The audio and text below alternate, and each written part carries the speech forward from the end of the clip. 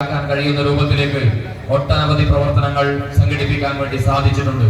ഈ സമ്മേളന കാലയളവിൽ നാം നടത്തിയ പ്രവർത്തനങ്ങൾ വളരെ കൃത്യമായി പരിശോധിക്കുകയും സംഘടനക്കുണ്ടായിട്ടുള്ള നേട്ടങ്ങളും കോട്ടങ്ങളും ഏറെ ഗൗരവപൂർവ്വം കഴിഞ്ഞ 2 ദിവസം നടന്ന സമ്മേളനത്തിൽ ചർച്ച ചെയ്യുകയും പുതിയ നേതൃത്വത്തെ ജില്ലയിലെ നിലവിലെ രാഷ്ട്രീയ സാഹചര്യത്തിൽ, സംസ്ഥാനത്തെ രാഷ്ട്രീയ സാഹചര്യത്തിൽ, നമ്മുടെ രാജ്യത്തിനകത്തെ സംഘപരിവാറിന്റെ ഭരണകൂടം നടത്തുന്ന തെറ്റായ രാഷ്ട്രീയ പ്രവർത്തനത്തെ ചൂണ്ടിക്കാണിക്കുന്നതിനുൾപ്പെടെ കരുത്തു പകരുന്ന രൂപത്തിലേക്കുള്ള പുതിയ നേതൃത്വത്തെയാണ് സമ്മേളനം തിരഞ്ഞെടുത്തിരിക്കുന്നത്.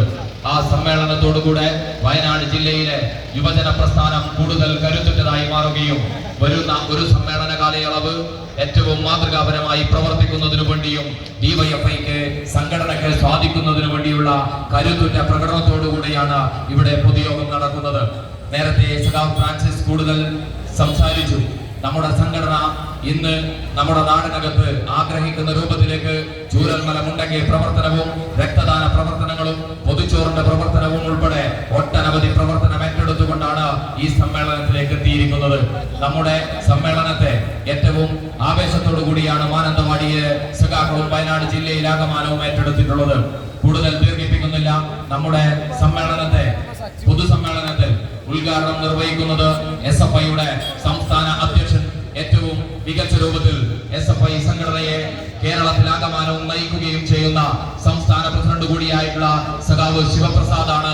ശിവപ്രസാദിനെ ഏറ്റവും സ്നേഹപൂർവ്വം ഡിവൈഎഫ്ഐ വയനാട് ജില്ലാ സമ്മേളനത്തിന്റെ പൊതുസമ്മേളനം ഉദ്ഘാടനം ചെയ്യുന്നതിനു വേണ്ടി സ്നേഹപൂർവ്വം ക്ഷണിക്കുകയാണ്.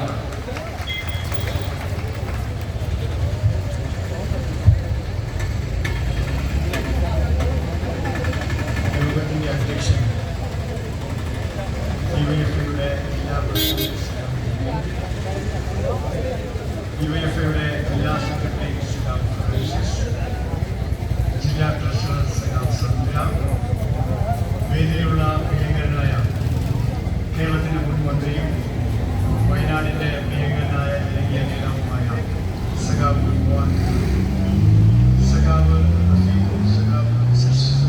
ഉൾപ്പെടെ ഈ പൊതുസമ്മേളനത്തിന്റെ ഭാഗമായി ഇവിടെ എത്തിച്ചേർന്നിരിക്കുന്ന പ്രിയങ്കരനായ പൊതു ജനാധിപത്യ വിപ്ലവ പ്രസ്ഥാനത്തിന്റെ നേതാക്കന്മാർ, ഡിവൈഎഫ്ഐയുടെ തിരഞ്ഞെടുക്കപ്പെട്ട പുതിയ ഭാരവാഹികൾ, ജില്ലാ കമ്മിറ്റി അംഗങ്ങൾ, വിവിധ പ്രദേശത്തു നിന്ന് ഒരു കടലിരമ്പം പോലെ ഈ റാലിയിലേക്ക് കടന്നെത്തിയിരിക്കുന്ന പ്രിയപ്പെട്ട ഡിവൈഎഫ്ഐ സഖാക്കളെ, സഹോദരി സഹോദരന്മാരെ, വയനാട് കേരളത്തിന്റെ അഭിമാനമായ ഒരു പ്രദേശമാണ്. എല്ലാ പ്രതിസന്ധികളും വയനാട് ഉണ്ടാകുമ്പോഴും തലയുയർത്തിയാണ് ഇന്നും കേരളത്തിൽ വയനാട്. ആ തലയുയർത്തി നിൽക്കുന്ന വയനാട്ടിൽ അഭിമാനത്തോടെ ഇടതുപക്ഷ രാഷ്ട്രീയം ഉയർത്തിപ്പിടിച്ച് ഇടതുപക്ഷത്തിന്റെ ഏറ്റവും പ്രധാനപ്പെട്ട മുന്നണി പോരാളികളായി സ്വയം പ്രഖ്യാപിച്ച് ഈ പൊതുസമ്മേളനത്തിൽ എത്തിച്ചേർന്നിരിക്കുന്ന മുഴുവൻ യുവതി യുവാക്കളെയും ആദ്യം തന്നെ ഹൃദയത്തോട് ചേർത്ത് അഭിവാദ്യം ചെയ്യുകയാണ്. ഈ പ്രകടനത്തിലോട്ട് കടന്നു വന്നപ്പോൾ ചെറിയൊരു മഴ ഇവിടെ പെയ്യുന്നുണ്ട്. നല്ല മഴയുടെ അന്തരീക്ഷം എന്റെ മനസ്സിലേക്ക് ആദ്യം വന്നത് 2 ദിവസത്തിനപ്പുറം കേരളം അവിസ്മരണീയമായ ഒരു ചരിത്ര പുരുഷന് കൊടുക്കുന്ന അനുസ്മരണ ദിനമാണ്. VS-ന്റെ അന്തിമോപചാരം നടക്കുമ്പോഴും ഏതാണ്ട് ഇതേ കാലാവസ്ഥയാണ്. ഞാൻ VS-നെ ഓർക്കാൻ കാരണം കഴിഞ്ഞ നിയമസഭാ തെരഞ്ഞെടുപ്പ്, ആ നിയമസഭാ തെരഞ്ഞെടുപ്പ് പൂർത്തിയായി കേരളത്തിനകത്ത് UDF-ന് പ്രതീക്ഷിച്ചതിന് അപ്പുറമായൊരു വിജയമുണ്ടായി എന്ന് കണ്ട നിമിഷം മുതൽ ഇന്ന് ആ ഭരണം 2 മാസം തികയുന്ന സമയം വരെ കേരളത്തിനകത്ത് UDF ഗവൺമെന്റിന്റെ വീഴ്ചകൾ ഓരോന്നും പുറത്തേക്ക് വരുമ്പോഴും ആ വീഴ്ചകളെ പറ്റി ഒരക്ഷരം മിണ്ടാത്ത മാധ്യമങ്ങൾ, കേരളത്തിനകത്ത് വലതുപക്ഷ നിരീക്ഷകന്മാർ ആവർത്തിച്ച് പ്രചരിപ്പിക്കാൻ ശ്രമിക്കുന്ന ഒരു കാര്യം, തെരഞ്ഞെടുപ്പിലെ പരാജയത്തോടുകൂടി ഇടതുപക്ഷം കേരളത്തിൽ അപ്രസക്തമാകുന്നു എന്നാണ്.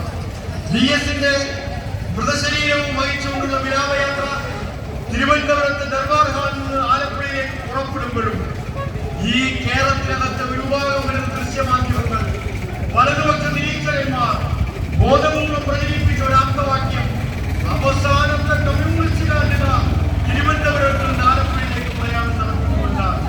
എന്നാൽ ആ വിലാപയാത്ര ആലപ്പുഴയിലേക്ക് എത്തിച്ചേർന്നപ്പോൾ അവസാനത്തെ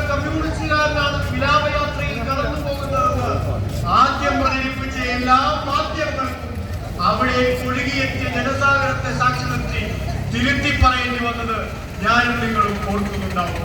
അന്ന് BS-ന്റെ മൃതശരീരത്തോടൊപ്പം ആലപ്പുഴ പാർട്ടി ഓഫീസിൽ നിന്ന് പൊതുദർശനത്തിന് തയ്യാറാക്കിയ റിക്രിയേഷൻ ഗ്രൗണ്ടിലേക്ക് യാത്ര ചെയ്യുമ്പോൾ ആ വാഹനത്തിൽ ഉണ്ടായിരുന്ന ഒരാളെന്ന നിലയിൽ ഞങ്ങളുടെ എല്ലാവരുടെയും കണ്ണിലേക്ക് പതിഞ്ഞ ഏറ്റവും പ്രധാനപ്പെട്ട ഒരു കാഴ്ച BS-നെ ഒരു നോക്ക് അവസാനമായി കാണാൻ, BS-ന് വേണ്ടി മുദ്രാവാക്യം വിളിക്കാൻ, BS-ന്റെ ഏറ്റവും പ്രധാനപ്പെട്ട ഓർമ്മകളെ ചേർത്ത് പിടിച്ച് അദ്ദേഹം നടത്തിയ സമരങ്ങളെ ഓർത്തെടുത്ത് BS-ന്റെ ഇടതുപക്ഷ രാഷ്ട്രീയത്തെ ഉയർത്തിപ്പിടിക്കാൻ ആ മൃതശരീരം വഹിച്ചുകൊണ്ടുള്ള വിലാപയാത്രയിലേക്ക് ഒഴുകിയെത്തിയ 10,000-കണക്കിന് വരുന്ന യുവാക്കളായിരുന്നു.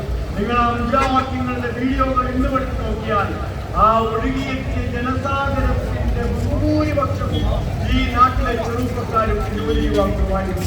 ഇന്ന് ഈ പ്രകടനത്തിൽ ഡിവൈഎഫ്ഐയുടെ ജില്ലാ സമ്മേളനത്തിന് സമാപനം കൊടുക്കുന്ന പ്രകടനത്തിൽ ഒഴുകിയെത്തിയിരിക്കുന്നതും യുവാക്കളാണ്. സഖാവ് കൃഷ്ണപിള്ളയുടെ, സഖാവ് ടിജിയുടെ, സഖാവ് നയനാറിന്റെ, സഖാവ് BS-ന്റെ ഈ കേരളത്തെ കേരളമാക്കി മാറ്റാൻ അഹോരാത്രം ജനങ്ങൾക്ക് വേണ്ടി പോരാട്ടം നയിച്ച രണ്ടൊറ്റ ഇടതുപക്ഷ നേതാക്കന്മാരുടെ പോരാട്ട വീര്യത്തെ, അവർ ഉയർത്തിപ്പിടിച്ച സമരത്തെ, അവരുടെ ജീവിതമാർഗുന്ന ഇടതുപക്ഷ പോരാട്ടത്തെ, അവരുടെ പ്രത്യയശാസ്ത്ര ബോധത്തെ, ഇടതുപക്ഷം ഉയർത്തിപ്പിടിക്കുന്ന മതനിരപേക്ഷതയെ ഹൃദയത്തിൽ ഏറ്റുവാങ്ങാൻ, പ്രചരിപ്പിക്കാൻ, ഏറ്റുവിളിക്കാൻ ഈ കേരളത്തിനകത്ത് ഈ വയനാട്ടിൽ സംഘടിച്ചതുപോലെ ആയിരക്കണക്കിനായ യുവാക്കൾ ഡിവൈഎഫ്ഐയുടെ കീഴിൽ ഇന്ന് മണിനിരക്കുമ്പോ എങ്ങനെയാണ് പ്രിയപ്പെട്ട സഖാക്കളെ ഇടതുപക്ഷം ഈ കേരളത്തിൽ അസ്തമിച്ചുവെന്ന് ഈ ഇടതുപക്ഷ വിരുദ്ധന്മാർക്ക് പ്രചരിപ്പിക്കാൻ കഴിയുന്നത്? ആ പ്രചാരകരോട് ഞങ്ങൾ പറയുന്നു, ഈ കേരളത്തിലെ ഡിവൈഎഫ്ഐ ഉണ്ടല്ലോ, അനേകായിരം വരുന്ന യുവാക്കളെ ഇടതുപക്ഷ രാഷ്ട്രീയത്തോട് ചേർത്ത് നിൽക്കുന്ന, മതനിരപേക്ഷതയ്ക്ക് വേണ്ടി പോരാട്ടം നയിക്കുന്ന, ഈ നാട്ടിലെ അനീതികൾക്കെതിരായി, തിന്മകൾക്കെതിരായി സന്ധിയില്ലാത്ത സമരം നയിക്കുന്ന ഈ യുവജന പ്രസ്ഥാനം ഉയർത്തിപ്പിടിക്കുന്ന മതനിരപേക്ഷതയെ, ഇടതുപക്ഷ ബോധത്തെ, സമരപ്രത്യയശാസ്ത്രത്തെ ഒരു നുണപ്രചരണവും കൊണ്ട് ഈ കേരളത്തിനകത്ത് ആർക്കും ഇല്ലാതാക്കാൻ കഴിയില്ല. ഇടതുപക്ഷത്തെ ഇല്ലാതാക്കലാണ് എല്ലാവരുടെയും വലിയ പ്രധാനപ്പെട്ട രാഷ്ട്രീയ അജണ്ട.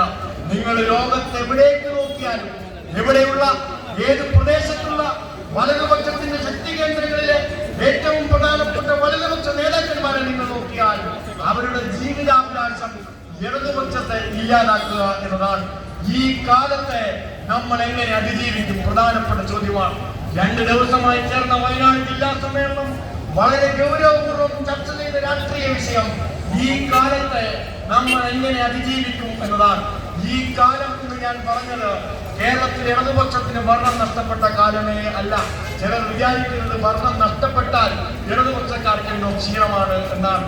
ഞങ്ങൾ അങ്ങനെ ഭരണം നഷ്ടപ്പെടുന്നതിനെ ഒരു ക്ഷീണമായും കാണുന്നവരെ അല്ല. കേരളത്തിലെ ഇടതുപക്ഷം, ഇന്ത്യയിലെ ഇടതുപക്ഷം ഈ കാലമെന്ന് വിശേഷിപ്പിക്കുന്നത് ലോകത്തെമ്പാടും ഇടതുപക്ഷത്തിനെതിരെ അതിക്രൂരമായ വേട്ടയാടൽ നടക്കുന്ന ഒരു കാലമായിട്ടാണ്.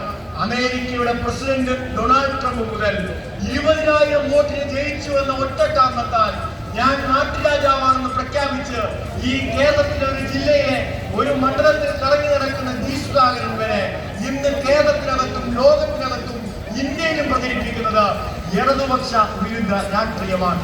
എങ്ങനെയും ഇടതുപക്ഷത്തെ ഇല്ലാതാക്കണം, ഇടതുപക്ഷത്തിന്റെ രാഷ്ട്രീയ മുദ്രാവാക്യങ്ങളെ ഇല്ലാതാക്കണം. ആ രാഷ്ട്രീയ മുദ്രാവാക്യങ്ങളെ ഇല്ലാതാക്കിയാലേ മനുഷ്യനെ സമ്പൂർണമായി ചൂഷണം ചെയ്യുന്ന മുതലാളിത്ത ലോകത്തിലേക്ക് ഈ ലോകത്തെ നയിക്കാനാകൂ എന്നതാണ് ഇവരെ എല്ലാം നിയന്ത്രിക്കുന്ന ബോധ്യമെന്ന് നാം തിരിച്ചറിയേണ്ടതായിട്ടുണ്ട്. നാം പരസ്പരം ചോദിക്കേണ്ട ഒരു ചോദ്യമുണ്ട്. ഈ സമൂഹം ചർച്ച ചെയ്യേണ്ട പ്രധാനപ്പെട്ട വിഷയമുണ്ട്. ആരാണ് യഥാർത്ഥ തീവ്രവാദി? തീവ്രവാദി എന്ന് കേൾക്കുമ്പോൾ നമ്മുടെ മനസ്സിലേക്ക് പലപ്പോഴും വരുന്ന ചിത്രം ഒസാമ ബിൻ ലാദനെയാണ്. ISIS എന്ന ഏറ്റവും വലിയ തീവ്രവാദ പ്രസ്ഥാനവും നമ്മുടെ മനസ്സിലേക്ക് വരാറുണ്ട്. അഫ്ഗാനിസ്ഥാനിലെ താലിബാനും നമ്മുടെ മനസ്സിൽ വരും. ജെയ്ഷെ മുഹമ്മദ് അടക്കം ലോകത്ത് പ്രവർത്തിക്കുന്ന വിവിധ തീവ്രവാദ സംഘടനകൾ തീവ്രവാദികളെന്നും ഭീകരവാദികളെന്നും പറയുമ്പോൾ നമ്മുടെ മനസ്സിലേക്ക് വരും. അപ്പോഴും ഒരു ചോദ്യം ബാക്കി നിൽക്കുകയാണ്, എവിടെയാണ് നമ്മൾ ട്രംപിനെ ഉൾപ്പെടുത്തുക. ട്രംപ് ഈ ലോകത്തെ ഏറ്റവും കറകളഞ്ഞ തീവ്രവാദി എന്നല്ലാതെ എങ്ങനെയാണ് നമുക്ക് അയാളെ വിശേഷിപ്പിക്കാൻ സാധിക്കുന്നത്? പലപ്പോഴും നമ്മൾ അറസ്റ്റ് നിൽക്കുകയാണ്. നമുക്കിത് വ്യക്തമായി പറയാൻ സാധിക്കാതെ പോവുകയാണ്. ലോകത്ത് പലപ്പോഴും മതത്തെ ചാരി മാത്രമാണ് തീവ്രവാദത്തിന്റെ ചാപ്പകൾ കൂട്ടാൻ പലരും പരിശ്രമിക്കാറുള്ളത്.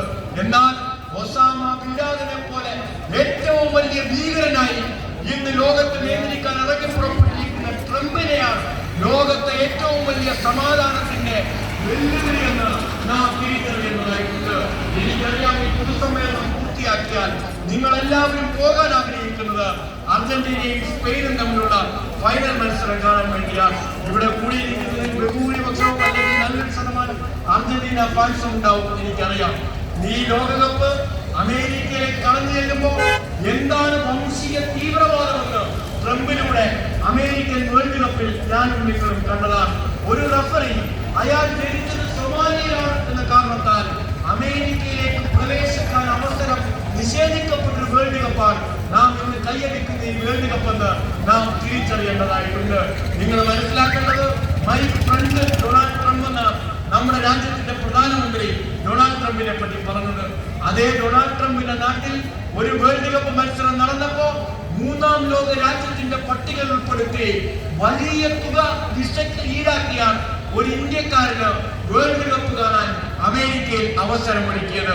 മൂന്നാം ലോക രാജ്യങ്ങളിൽ നിന്ന് വൻതുക ഈടാക്കുകയും പല രാജ്യങ്ങളെയും വേൾഡ് കപ്പ് കാണുന്നതിൽ നിന്ന് വിലക്കുകയുമാണ് അമേരിക്ക പോലൊരു മുതലാളിത്ത രാജ്യത്ത് വേൾഡ് കപ്പ് നടന്ന്. ഞാനിത് പറയാൻ കാരണം, വിവേചനത്തിന്റെ തീക്ഷ്ണത എത്രമാത്രമാണ് നമ്മുടെ സമൂഹത്തിൽ വർദ്ധിക്കുന്നതെന്ന് നമ്മളെ എല്ലാവരെയും ഒരുമിപ്പിക്കുന്ന ഏറ്റവും വലിയ ജനകീയ കായിക ഇനമായ ഫുട്ബോളിന്റെ വേൾഡ് കപ്പ് വേദിയിൽ പോലും നാം കാണുമ്പോൾ ഈ വിവേചനത്തിനെതിരെ പോരാടുക എന്നല്ലാതെ, ഈ വിവേചനത്തിനെതിരെ പ്രതികരിക്കുക എന്നല്ലാതെ, ഈ വിവേചനത്തോട് സമരം ചെയ്യുക എന്നല്ലാതെ ഈ ലോകത്തെ നേരിന്റെ നന്മയുടെ വഴിയെ നയിക്കാൻ എന്താണ് ഉപാധി എന്ന് നാം ചിന്തിക്കേണ്ടതല്ലേ?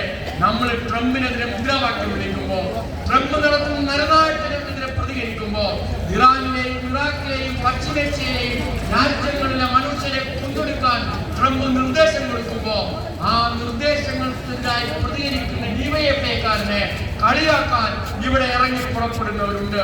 അങ്ങ് അമേരിക്കയിൽ യുദ്ധം നടത്തിയാൽ, ഇറാനും ഇറാഖിലും യുദ്ധം ചെയ്താൽ, ഇറാനിലോ ഇറാഖിലോ യുദ്ധമുണ്ടായാൽ, പശ്ചിമേഷ്യയിലെ ഏതെങ്കിലും രാജ്യങ്ങൾ തമ്മിൽ യുദ്ധമുണ്ടായാൽ നിങ്ങൾക്ക് എന്താണ് പിടിച്ച പാടെന്ന് ഡിവൈഎഫ്ഐക്കാരോട് ചോദിക്കുന്ന അരാഷ്ട്രീയവാദികളെ ഈ കേരളത്തിൽ നാം കണ്ടിട്ടുണ്ട്. അവരുടെ മുന്നിൽ പതറിപ്പോയിട്ടുള്ളതല്ല നമ്മുടെ ചരിത്രം. നാം സമരം തുടർന്നിട്ടുണ്ട്. എന്നാൽ സ്വന്തം വീടുകളിലേക്ക് എങ്ങനെയാണ് ഈ യുദ്ധം പ്രതിഫലിക്കുക എന്ന് നാം കണ്ട, തിരിച്ചറിഞ്ഞ, അനുഭവിച്ച മാസങ്ങളാണ് ഈ കഴിഞ്ഞ 3 മാസങ്ങളെന്ന് ആർക്കാണ് മനസ്സിലാക്കാൻ സാധിക്കാത്തത്? നിങ്ങൾ നോക്കൂ, നമ്മുടെ വീട്ടിൽ ഇന്ന് ഭക്ഷണം പാചകം ചെയ്യണമെങ്കിൽ ഏറ്റവും അത്യന്താപേക്ഷിതമായ ഗ്യാസ് നമ്മുടെ വീട്ടിലേക്ക് എത്താതിരുന്നപ്പോഴാണ് ഡിവൈഎഫ്ഐക്കാരുടെ സമരങ്ങളെ പുച്ഛിച്ച, അവഗണിച്ച, കളിയാക്കിയവർക്ക് എന്താണ് ഡിവൈഎഫ്ഐക്കാർ ഉയർത്തിയ ലോക സമാധാനത്തിന്റെയും സമത്വത്തിന്റെയും സോഷ്യലിസത്തിന്റെയും രാഷ്ട്രീയമെന്ന തിരിച്ചറിവുണ്ടായിരുന്ന് നാം മനസ്സിലാക്കേണ്ടതായിട്ടുണ്ട്. അപ്പോ നാം വിളിക്കുന്ന മുദ്രാവാക്യങ്ങളൊന്നും, നാം നടത്തുന്ന സമരങ്ങളൊന്നും തന്നെ ഈ ലോകത്ത് പാഴായി പോകുന്നതേ ഇല്ല. നാം വിളിക്കുന്ന മുദ്രാവാക്യങ്ങൾ, നാം നടത്തുന്ന സമരങ്ങൾ, നാം നടത്തുന്ന പ്രതിഷേധങ്ങൾ, നാം